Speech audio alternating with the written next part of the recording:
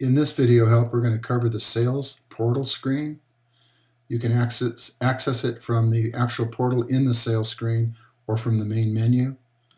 So let's go to the portal screen. The portal screen is a reproduction of the line item information from the sales screen where you actually enter the invoice. The information on the screen is a duplicate.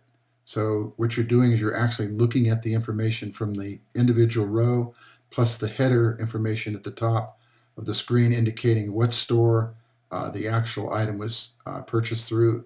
And basically this information is for the entire invoice. This is the line item total for the entire invoice.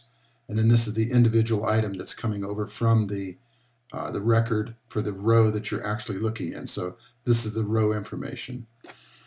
What is the purpose of this screen? The purpose of this screen is that you can either do a find from this screen to find any kind of a like item in this screen, or another item as far as a find within the portal records of all the items within the entire database. So if you're looking for a specific item, you can do that. But normally when you come to this record, the point of the record is to edit either the row, which you can do from the sales screen. But normally what this is if there was a mistake or the client for some reason decided not to take an item that was actually in the invoice line, you could come over here and then click on the delete button. One click will go ahead and remove this item from the record. This record will disappear and no longer be available.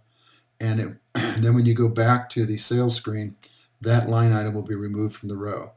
You do not delete the items from, or try to delete the items from, the actual sales screen because the calculations in this set of fields will not be updated, and it will not update this if you try to do that in that screen. When you delete them from this screen, then all this information here will be updated as far as the records are concerned.